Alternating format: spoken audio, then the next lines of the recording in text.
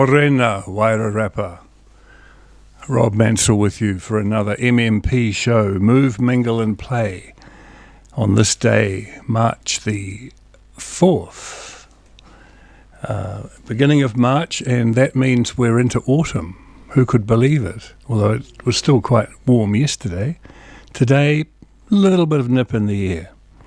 Well, today we're going to meet Rebecca Farr, commonly known as Beck, who has an exhibition in Martinborough. We're going to talk to her about her paintings and her work in the art world and how she got there.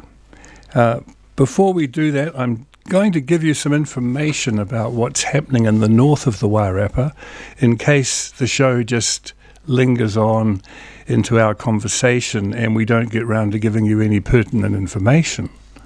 So, going to the Whānau Ora Day, it doesn't actually say where it is. The contact is Te Kete Haora, 06374 6860.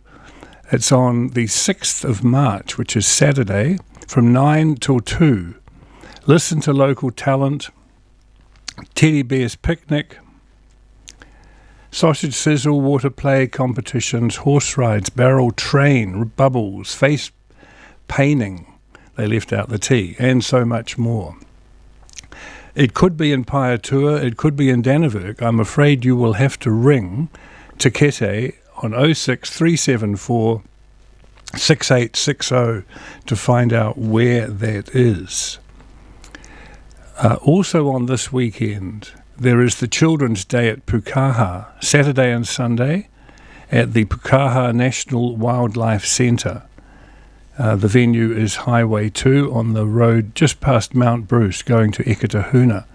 So the Children's Day is from 9 till 6, and I am assuming it's still on. I know the Children's Day that was being organised in Carterton on Saturday has been cancelled, so let's hope the Children's Day at Pukaha is going ahead. There'll be a kids scavenger hunt, spot prizes with prize draw to win a family membership pass. Free kids nature activity booklet with entry.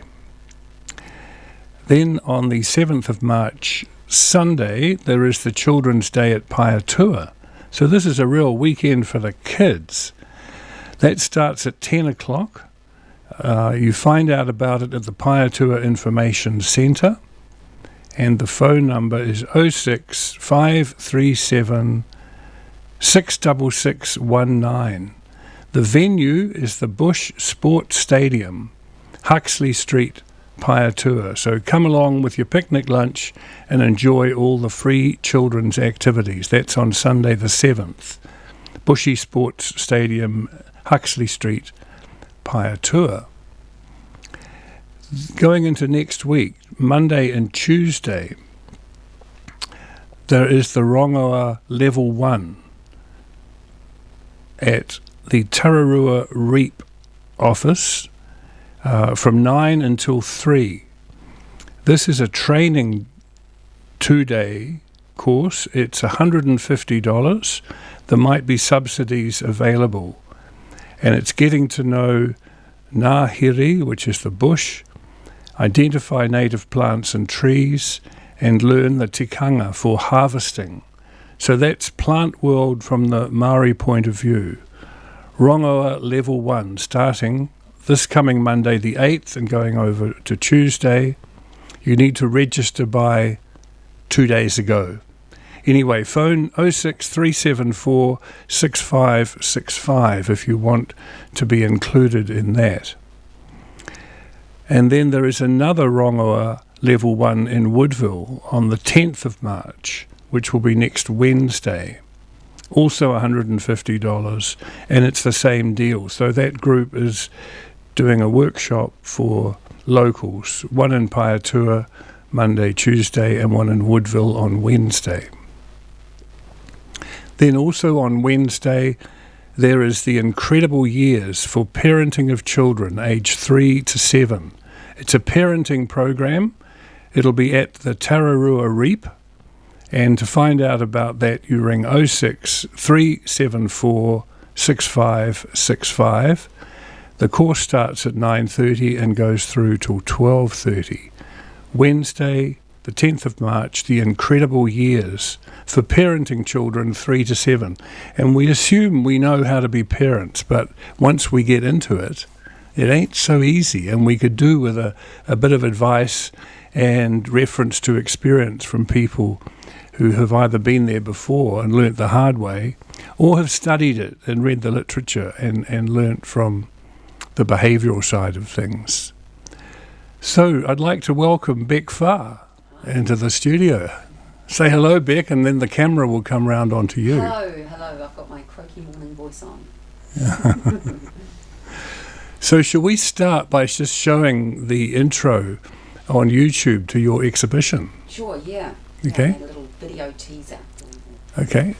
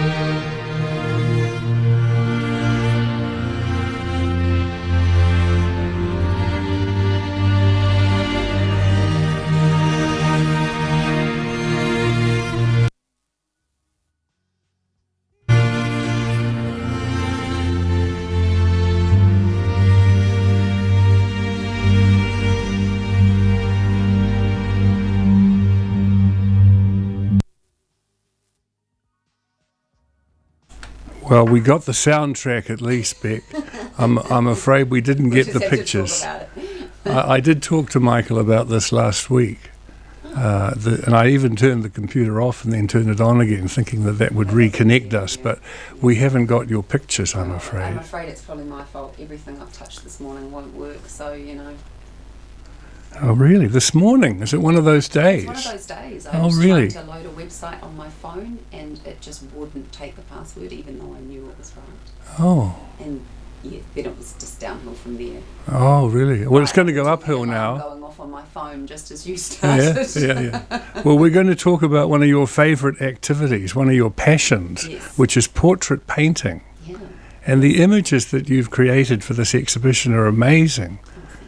Do you want to tell us a little bit about where the impulse came from and how you progressed with the work?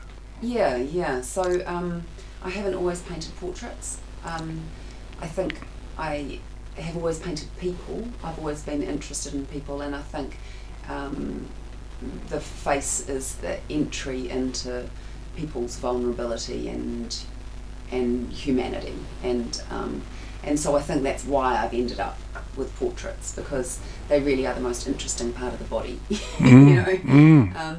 And you can just tell so much with just a static facial expression, you know. And so I think, you know, if I just look back at my previous work, I started painting landscapes with people in them, and then moved on to sort of more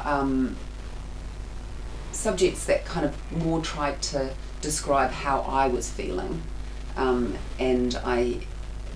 that exhibition sort of painted an old man character carrying lots of baggage with big horse ears, which was this kind of hybrid character between me and my horse. And then the next exhibition, I'd started thinking I was going to paint the Wahine disaster, and ended up painting refugees.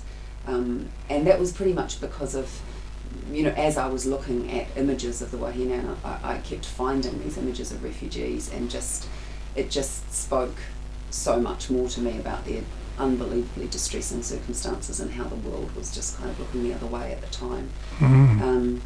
And so their faces became quite important while I was painting them.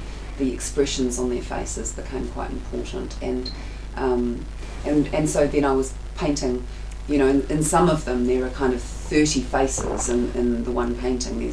you know, a whole boat full of people that I'm painting, and so you just get these little glimpses of what it's like to be in that situation.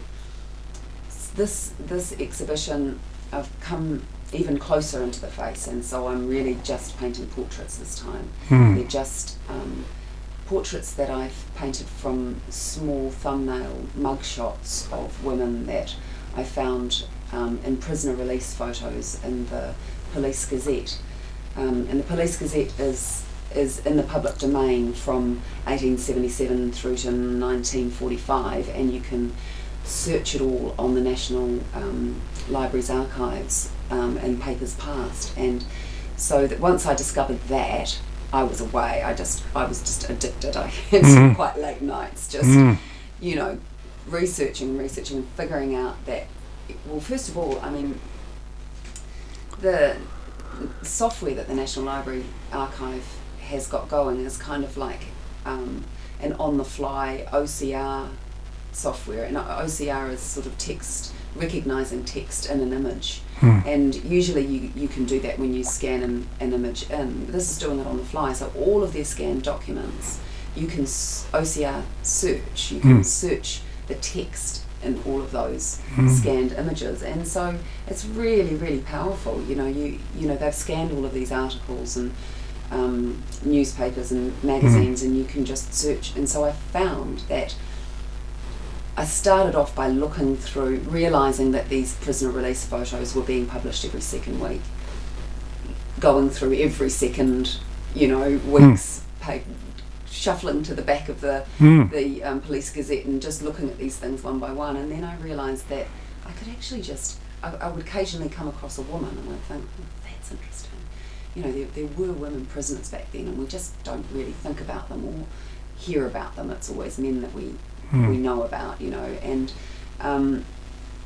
so then I wanted to find more of the women, and I got sick of turning pages, and so I realised that if I just searched on an old time name like Dulcie or Florence or Beatrice, that actually I was getting all the Florences just come up in the search, or all the Beatrices. All the Florences who were prisoners. All who were prisoners, yeah. and released between, they didn't start publishing these photos until 1907. So all the prisoners that were released between 1907 and 1945, because that's all that's in the public domain, and so then I ended up with hundreds of photographs of women that were just fascinating. They're all just little black and white thumbnails. And so I kind of had to go through I actually had to try and stop myself first, because it was the most fascinating thing. I just wanted to keep going because I was going to find another really interesting face, and it was quite addictive. And were there stories with them? What was their script? Them, I was able to find out more about them, and others I wasn't. So that played quite a large part in my selecting. I tried to choose images that I could find more out about. I could at least find what they'd done, why they were there. And a lot of them, there was a listing in the Police Gazette about, these are the releases, this is who they are, when they were born, what eye colour they had, if they had any distinguishing features, what they'd done, where they were born, all of that sort of stuff. But a lot of them didn't have that at all. I just knew the date that they were released. So, those ones were quite interesting too, because I knew nothing about them. There's an interest there as well. But the images that you've created for your exhibition, which is in Martinborough at the Schmidt Gallery, and it's already open? It's already open. And it goes through till... Goes through to the 15th of April. Oh, there's plenty of time, folks, to get there, but you must go and see these wonderful images, because you've superimposed some use of wax, coloured wax, haven't you? So wax is part of my method anyway. I'm one of very few cold wax artists in New Zealand. There are a lot of people overseas using cold wax, but they do it in a very abstract, all their art is abstract. Occasionally you come across a figurative artist who uses cold wax, but not often. It really lends itself to abstract art, and it's actually quite hard to control if you're wanting to do something more specific than abstract, you know. Yes, yeah. But I find that once I'd learned to control it, it sort of lends this lovely abstract feeling to my figurative paintings. Yes.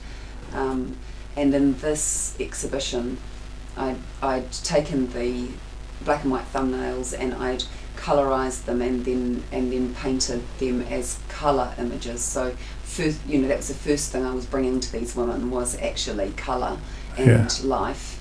And then the desire to cover them up a little bit came in with, and the cold wax was a perfect way to do that. So I sort of painted their entire portrait. I tend to not be a very tidy painter. I don't really like tidy art that much, and I like the way that when you blur things and when you obscure things a little bit, it makes the viewer use a part of their imagination that they don't use otherwise. And human brains are very, very good at, you know, if I hold up a fork and I cover up part of it, nobody's going to go, oh, I wonder what that object is. Our brain knows what a fork is, you know, so we fill in the rest. We can do it with every item in our vision. We don't see an entire item. So when you do that, when you're making art, you make people's brains fill in the gaps, and you engage their imagination, and I really, really like that about art.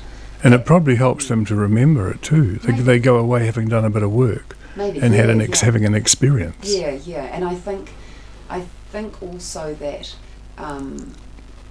there's also a part of it when you cover the image up a little bit that possibly hits you in the heart more than in the brain. You know, that you can just sort of get more of a direct line to the part of you that should be experiencing art, rather than the overthinking part of your brain. You know, the feeling part of your brain. So that was really, you know, a way of metaphorically representing the content that I had, as well as physically representing it. You know, these images that I had were grainy, sometimes underexposed or overexposed photographs that were taken at the beginning of last century, where the women would have to have sat still for at least 30 seconds to have their photo taken. So some of them were a bit out of focus, or a bit this or a bit that, you know, and I was having to fill in the gaps while I was painting. And I there is sort of a, even though my paintings are kind of messy, my brush strokes are messy, and my method is kind of messy, I'm actually quite structured in the way that I go about painting a portrait. I start by making a very clear map for myself about the planes of the face that I'm seeing. So I make a drawing, and I do this on my computer because I find that the easiest, fastest way to go about it, and speed is of the essence for me in keeping the life in these paintings, and not being I don't want to be sick of it before I've finished it. You know? I don't want to. I really like to keep the life in myself, as well as it, you know, that helps me keep the life in the painting. It's not just a job. No, it's not. And because I paint wet on wet, which means that I'm not painting wet paint over dry paint. I'm putting wet paint into wet paint. It has to be in one sitting. It's called plein air painting, and you know, you have to do that in one sitting. So I have to be completely technically prepared for just going into this, you know, quite rapid sitting of getting this first image done, and so that's just a painting in oil, where I need to capture I need to capture what they look like well enough to satisfy myself. You know, that I don't paint portraits to not have them look like the person. You know, it only satisfies me when they actually look enough like the person. And they do. They're very lifelike. Yeah, well, there's something, you know, sometimes it's not even that you've managed to get it perfect. It's just that you've managed to do something that really looks like what you're looking at. And I don't think people are critical in that sense. They're open to the experience, aren't they? Yeah, and that layered wax on top of the oil painting is a surprising effect. It almost makes it a surreal sort of image, doesn't it? Yeah, and the process is very much like painting a portrait in oil, quite a classical portrait, and then doing an abstract artwork over the top of it, and trying to blend those two things together as you're doing this abstract art. It's quite complex. It's way more challenging than I kind of ever imagine. Like, I go to the painting and I go, oh yeah, you know, this it'll be a piece of cake. Oh my god, it's not a piece of cake. You know, you're putting the wax on, you're taking it off, fortunately wax takes quite a while to dry, and I put it on with a palette knife, sometimes a roller. I spread it around. I always wear latex gloves when I paint, because paint is so toxic. Nobody should be painting without gloves on. So if you're out there and you're an artist and you're not wearing gloves, please put gloves on. Especially cadmium reds and things that they're really... You're talking about oil or even acrylics? Even acrylic. I just would not even risk it. You know, I use an odourless solvent. I try and keep my studio as well ventilated as I can, and I wear gloves. So please cover up if you're an artist. And so I put this stuff on. I move the wax around because I make up layers of it.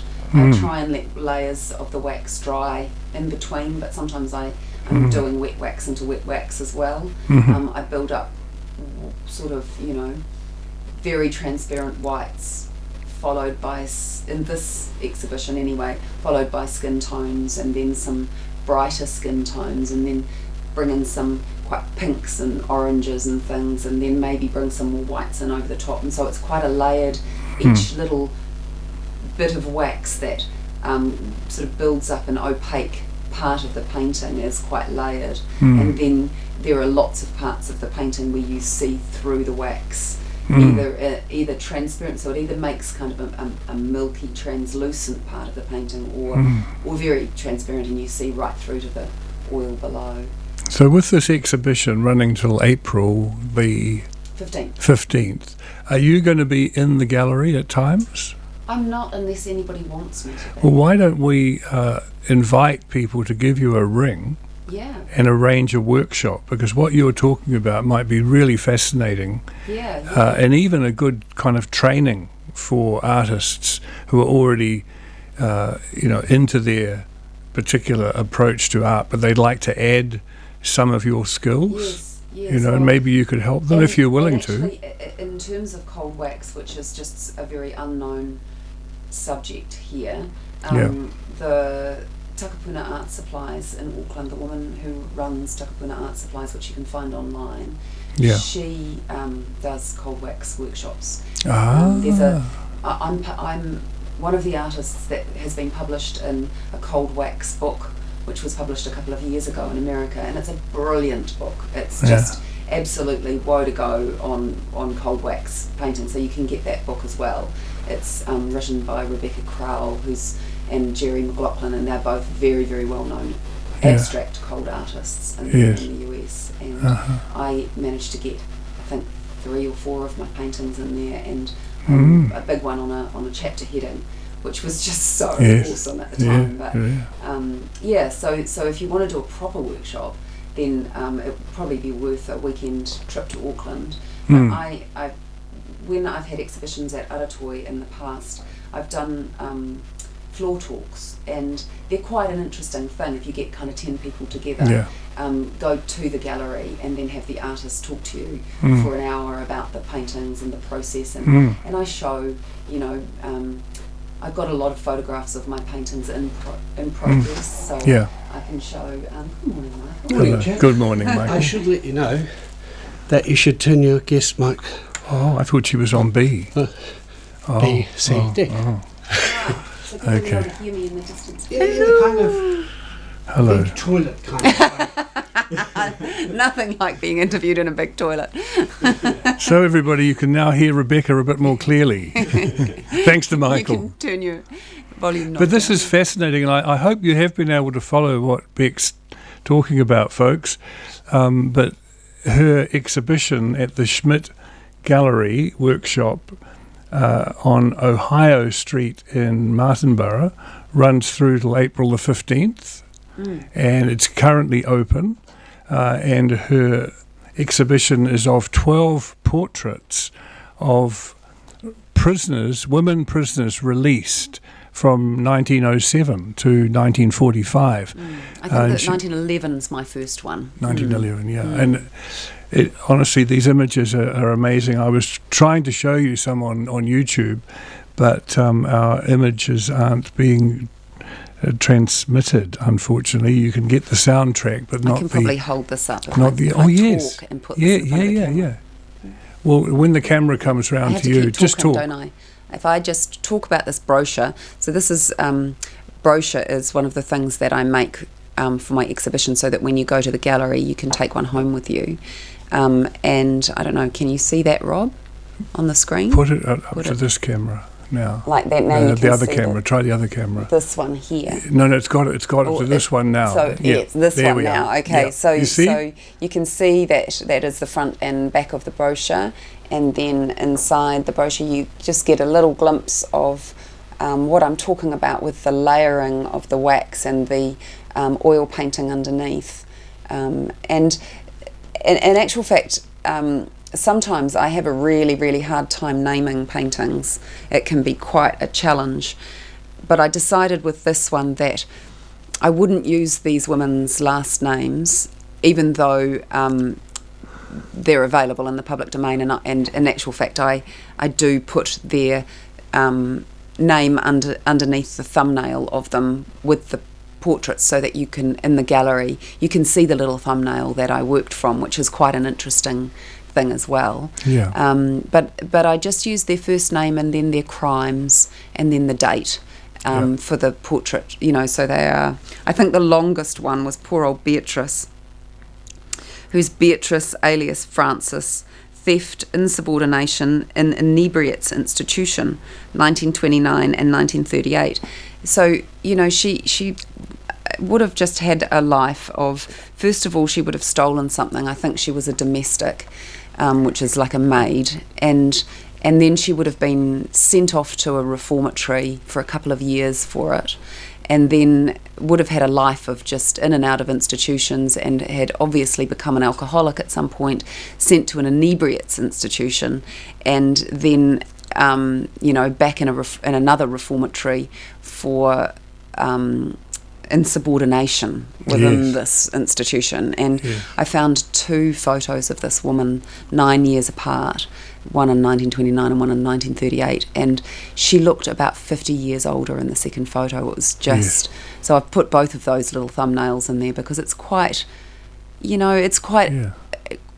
it does us good, I think, to think of the lives that people had, and even though there are people who can get stuck in that system now, I think that we are living in a better time. And we need to ask, don't we, what's behind it? Yeah. Why is a person behaving the way they are? Not just judge it, but be interested beyond that. Yeah. And often we can find a very good explanation. And there's a tragedy. That's right. Which is being coped with, dealt with, suffered, and it's taking its toll. Yeah, that's right. And we don't often care enough, do we? No, I think that's right, and I think that's what really affects me about stories. I think that's why I end up painting what I paint, because I become quite affected by it, and I want to do something. Yeah. But that's the only thing I can do, and it's not that I can't do anything but just bring the human element to these people, and that's what I was trying to do with the refugees. Just turn them into human beings for people, so that people can have some empathy. Let's come back to your history with art from when you were probably quite young. But before that, I'd like to play a tune. Yeah, great. We've got the Wellington International Ukulele Orchestra playing Take the Weather With You.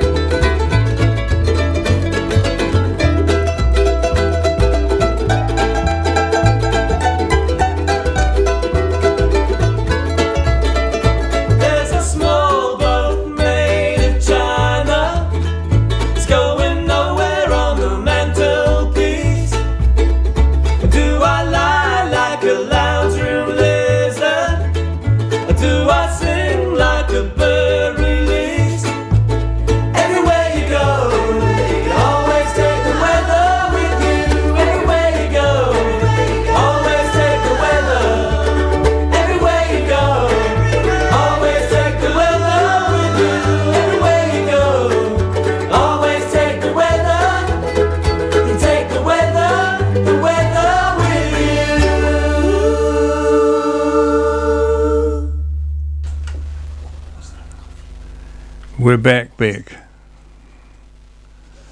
So I promised to ask you some questions about your earlier life and your beginnings with art. How did that start? How old were you? I think I've always been a very visual person. I think that's the way that my brain works. I think I learn visually. I have a very good visual memory.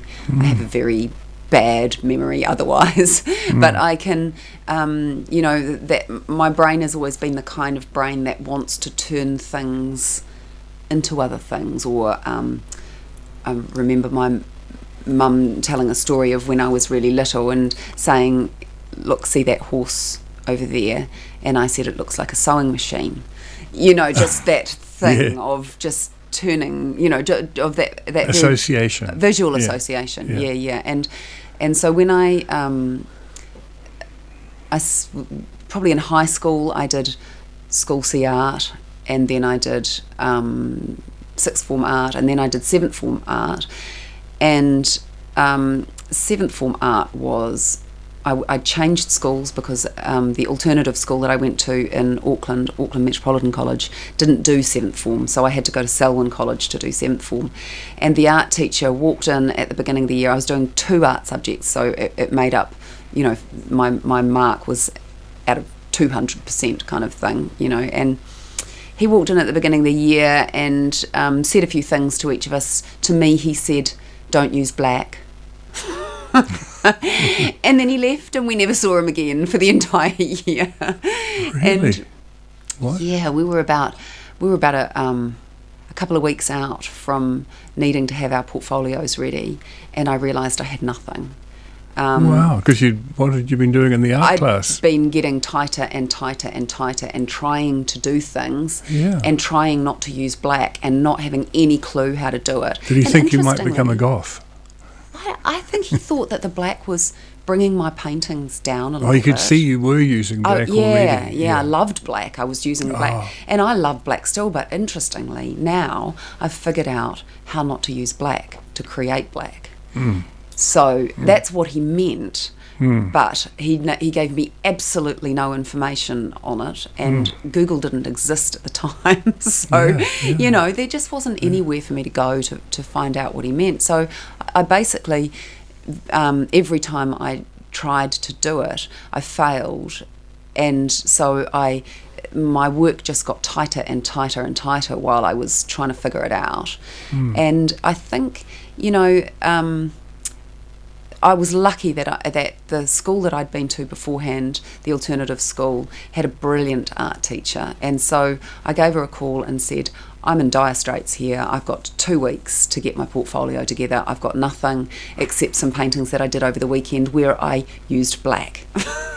You know, and so I took those paintings along to her. I'd just spent all weekend painting, and showed her what I'd done during the year and showed her what I'd done over the weekend, and she said, "Throw out all of that stuff that you did during the year, do some more of the stuff that you did over the weekend and put a portfolio together." And I got 51%. So Brilliant. I think, you know, that the problem with people's lives is that everybody's got those kind of hiccups, you know, and they can send you in completely the wrong direction, and if you don't manage to find the path again, then you lose the path. And there are probably lots of people as creative as me, as visual as me, and as able to do what I do, but just took a different path, you know. I definitely have, you know, a real need to keep coming back to it, and I've tried all sorts of ways over my life of coming back to it. After I finished that 7th form year, I then worked for a year because I didn't really know what I wanted to do at university, and then I found a foundation studies course in art and design at Auckland Technical Institute, which is now AUT, isn't it? Yeah. And there's a woman called Nancy De Freitas who was taking that course, and she's still with the university, I think, and she was just the best teacher I had ever had. She just got all of us inspired. It was a group of about 12 of us, I think, and we really learned to draw, and we really learned to do all sorts of things. We did sculpture, we did collage, we did oil painting, we did fashion design, fabric design, you know, we just did a little bit of everything so that you could kind of figure out what your area was. And I decided that fashion design was kind of going to be better. Yeah. So I put a portfolio together for fashion design, and I applied for the Wellington Polytech course, and they told me that I would be really better to go to art school.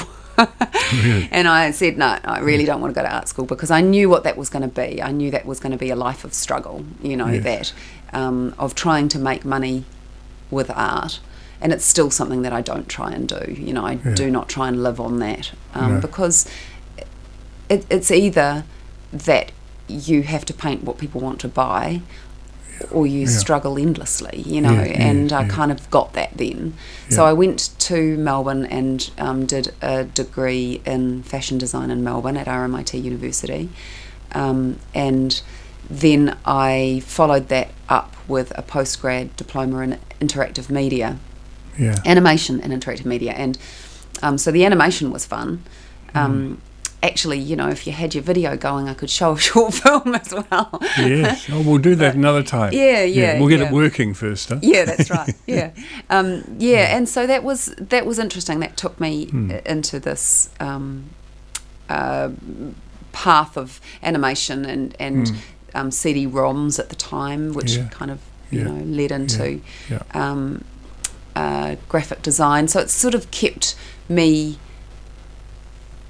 It's kept me in the creative world, maybe not in the art world. Yeah. And then occasionally I would have a go at doing some art while I was living in Melbourne, and not with much success. I really kind of was a little lost as to what I wanted to do, and so I tried a bit of this and I tried a bit of that, and then when we moved to the Wairarapa, I just found moving out of the city and into, you know, rural New Zealand quite breathtaking, you know, living underneath these mountains, and so really felt like I wanted to paint them, but I also wanted to paint my children at the time. I had little kids at the time, and so there was just sort of this kind of whimsical, quite tight style, because I hadn't been working for a long time, of mountains and children, and people used to sort of call that style whimsical. And I painted like that for quite a while, and then I think the biggest thing that changed my style was a very strange gift, really. My best friend about 10 years ago died. She went to Mexico and she got in a ute which was supplied by the motel that she was staying in, and she went to go to some hot springs, and the brakes failed as they were going right down a steep hill, and the ute went off a cliff. And it was really very challenging time, you know, for me, and for all of her friends. She had dear friends, and she still does. They are her dear friends, and she had lots of them, and a lot of them were artists, and so we put together an exhibition so that all of her art friends could say something to her, you know, because everybody wanted to say something with art, those of us who do stuff that way. And I started to think about that in terms of this kind of tight, whimsical style that I had, and I just couldn't do it. I just thought, oh my God, I'm not actually painting from my heart here, I'm painting from my head, and I have been for quite a while, you know, and I need to figure out how to paint from my heart. And so fortunately I had quite a bit of time before this exhibition, and so I kind of had a year to go away and rework my style and find something that really inspired me, and that was the time that I found cold wax. And you couldn't get cold wax at that time in New Zealand. I had to figure out how to make my own cold wax medium, which I still do. I don't know how commercial cold wax medium works. I only know how my cold wax medium works, and I make it out of beeswax and solvent and rosin, and that was quite a challenging time of trying to make this cold wax stuff behave itself with a figurative painting. But the results were very simple but very successful and quite exploratory. And it was really lovely to know that the result of those explorations ended up with her dearest friends, and so they have those paintings of her on their walls, and that was just her gift to me, really. It really was. She left me with and it's a massive gift. It's strange how things work, isn't it? If you really engage and really ask your heart what's this about, and respond on that level. I think so, and I think it's a very rare event that only brings bad. I think, you know, if you look at most events and where they've taken you, that even though something can be extraordinarily challenging, that you are going to find even some strength out of it is a good thing. Yes, you know, yes. some way of dealing with some Yes. future issue, Yes, or yes. like I found there, that like this Yes. incredible gift. You know Yes. that. So you would say that art is a therapeutic activity for you too? Yeah, definitely. Yeah. Definitely. Yeah. I think it, you know, that I'm probably not going to share with you what I think I'm internally processing by painting female prisoners, but it is the case, you know, when Yes, you look yes, at your life yes. and you look at what you're going through personally and what you choose to paint. It's quite hilarious looking back on it, and you go, oh my God, you know, that was open to, you know, discussion, wasn't it? You know, yes. and we do that with old artists, don't we? Yeah, We look at yeah. what Van Gogh was painting Yeah. while he was in the asylum, and we go, oh wow, yeah, you know, Yes, gosh, I can really see his internal workings. Yes, And you yes. don't have a choice about it when you paint. You have such a large subconscious that makes so many of your decisions Yes. that you think you're making all your decisions with your conscious mind, but Yes. you're not. Wow, Yeah, that's yeah. a profound statement, Beck. Yeah. Hey, we are here to tell people about events in the Wairarapa, Oh, right. as well as your event, and thank you hugely for, you know, sharing what you have, and I'm sure the people will be flocking to your exhibition now. So that's on at the Schmidt Gallery in Martinborough, number 12 Ohio Street. It's every day it's open? No, No? she's open Thursday to Sunday. Thursday to Sunday Yeah. from about 9? 10, I would think. Yeah, 10 Yeah. till 4 I think is fairly safe. Maybe Sunday she closes at 3. Can I ask what sort of prices you've got on your paintings? So the small ones, which are 30 by 30 centimetres, are $840. The larger, there's 2 that are 60 by 60 centimetres, and I think those are $1,900. Yeah. And then the large ones, which are a metre 20 square, there's 2 of those. One of them's 4,100 and one of them's 4,300. And that's very reasonable pricing for the amount of work you've put in. That's the difficult and thing the with quality art. of these images, Yeah. which I can't wait to see properly. Could you hold your program Yeah. up to the camera again? Yeah, I can. I mean, I'm and probably just have a look on at that, folks. less than That one, minimum wage on those prices, because I probably get 50% of those prices. You keep talking. Is it showing? Is it showing? No. Not now. Oh, okay. Okay, well, we had a quick glance. Now, you've got a couple of events to read out there for Yeah, I us. do. Now, you've already read out this Pukaha Oh, I did the Children's Day. Pukaha Do you want me one. to do it again? No. Okay, well, definitely give that Pukaha Children's Day a go this weekend, if we're out of level 2, I suppose. I think it might still happen. You might have to check. Maybe I think it would be you good can to look at their you can have Facebook up to page. 100 people in level 2. Can't you? Yeah, they can't. You can, but I suppose that they'll either have to cut it off at the door, won't they, or Yeah. postpone it. But Well, I think check. they have a really, really well informed Facebook page. So if you go onto Facebook and you search Pukaha, you'll find it. Yeah. Check it out.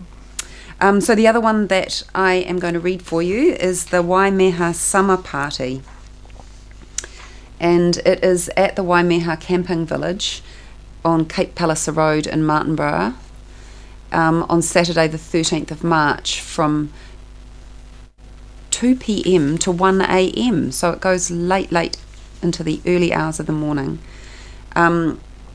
It costs you, interestingly, $66.55 to That's get in including GST. there, and fees. It is.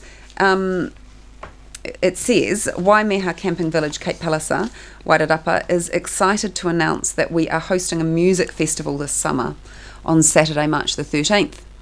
Come and enjoy eats and beats in the picturesque surroundings of Palliser Bay. With premier New Zealand bands and performers, Waimeha Camping Village is only 45 minutes south of Martinborough Featherston. The Waimeha Summer Party features Wellington Band's Audio Underground, Chocolate Box, The Noodles and Hawke's Bay Band's 3 Shots to the Head, and The Ramblings, as well as local performers, The Lonesome Cowboy and DJ Fuzzy, with guest host Vanessa Stacey. You can camp out overnight for free, and they will be cooking up a storm with their street food options, along with a range of beers, wines and spirits. Check out their Facebook page, Waimeha Camping Village. So Waimeha is Waimeha Camping Village, all one word, for updates and information. And you can get your tickets on Event Finder, and the festival will kick off on Saturday the 13th of March. So that's an intro ahead of time, because that's Saturday week. That's Saturday week, and yeah. to tell you about that next Thursday would not give you enough time to get organised to go. Well, and maybe to buy tickets on Event Finder as well. Yeah, sure. You have to It'll kind of sell do that out. ahead of time. It'll sell out for sure. And got to imagine that we'll be back in level 1 for that, don't you? Yes, exactly. Yeah, Thanks, Beck. that's right. Been lovely having you on the show. And we'll get you back to have you show some of your video work. Yeah. And talk a bit more about the design business that you operate. Yeah. And what you do with people. Yeah. And good luck with the exhibition. I'm looking forward to seeing it, and I'm actually looking forward to hearing and seeing where your work goes from here. Yeah, me too. Because I never have any idea. Thanks for coming. Beck Farr, everybody. Give her a big hand. So we're going to finish off Move, Mingle and Play for this Thursday with a few more announcements. I would like to tell you about Joy Cowley's children's picture book workshop that's happening this Saturday, the 6th of March, at the Kiwi Hall in Featherston on Bell Street. So this is based on Joy Cowley's first picture book, which was called The Duck in the Gun. It was published in 1969. Since then, she has published more than 60 full picture books, plus over 1,100 small picture books for early reading. Her books have won awards in America and New Zealand, and she's conducted writing workshops in South Africa, the USA, Brunei, Singapore, Australia, Hong Kong, New Zealand, and Iceland. This will be Joy's last writing workshop, and in it she wants to pass on all she has learned about writing picture books for children. It costs $115. It goes from 9:30 in the morning on Saturday through till 4:30 p.m. Morning and afternoon tea are provided. Please bring something for a shared lunch. So if you are interested in children's books, and you might even dabble in writing them, then please think of attending Joy Cowley's children's picture book workshop on Saturday. I'd like to tell you now about the Big Bike Film Night, which is on Wednesday next week, the 10th of March, at the Carterton Event Centre, Holloway Street, Carterton. It's $21. The Big Bike Film Night is on a mission, sharing the best cycling short films from around the world with you, showcasing our 2021 collection that has everything a cycle-centric audience could want. Action, drama, humour, and plenty of inspiration. The evening is unashamedly and utterly designed and devised for the two-wheel devotee.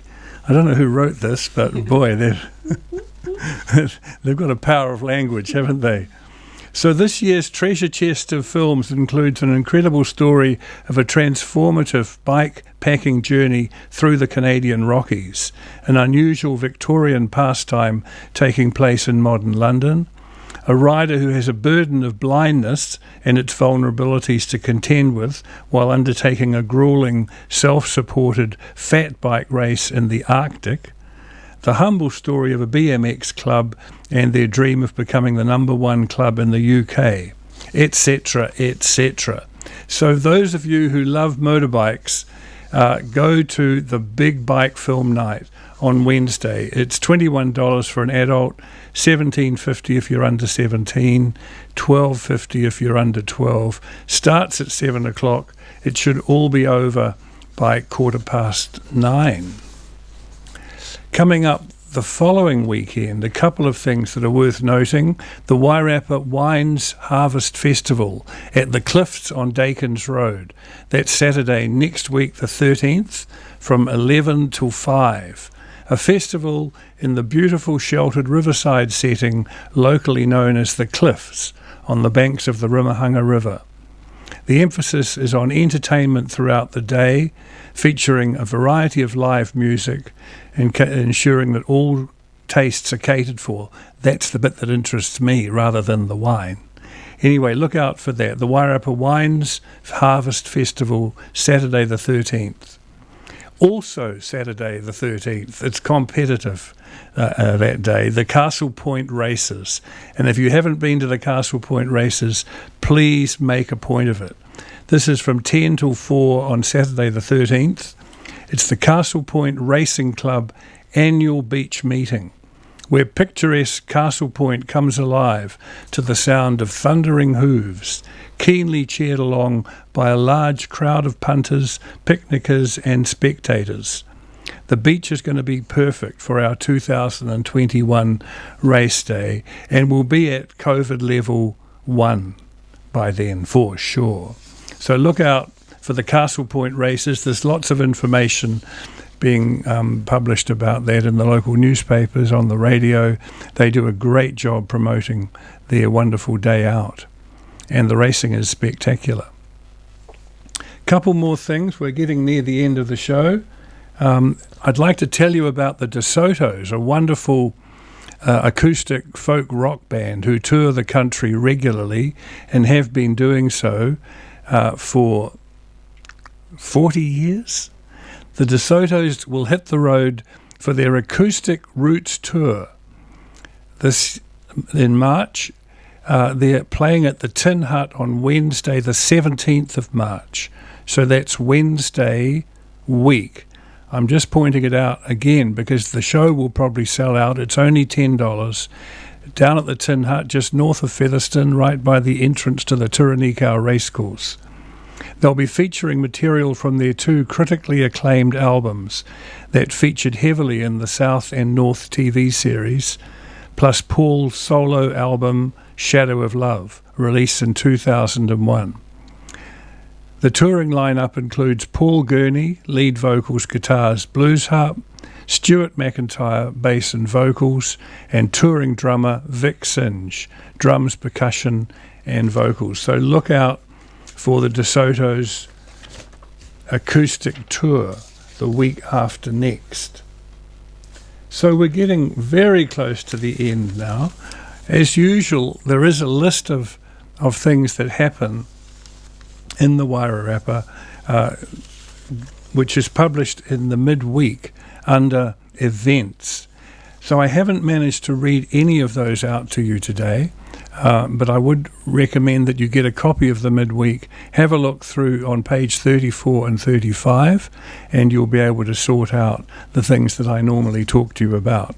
But I would like to mention the King Street Artworks Choir, which meets every Monday from 5 to 7 at King Street Artworks on Queen Street. It's open to anybody who loves to sing.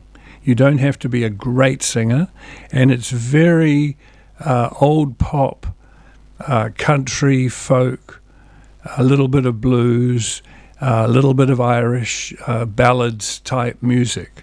You know, the songs are songs you'd recognise: Sounds of Silence, 59th Street Bridge Song, Hallelujah, etc., etc. Imagine. We do wonderful versions of it, and that's taken by Keith Austin and Stefan Brown, who are our choir masters. But everybody contributes. So if you're interested, check out the actual details of the choir with Ian Chapman, who's the manager at King Street Artworks. That's about us for the day. Yay. And the week. And next week I'll be back at 8 o'clock on Thursday. For 2 weeks after that, we will be taking a break. I'm away on holiday, and Michael is away visiting grandchildren in Australia and has to do the quarantine thing. So we're going to have a little bit of a break. But from now, I'm wishing you all the best. Have a great weekend and a great week following. We'll see you round.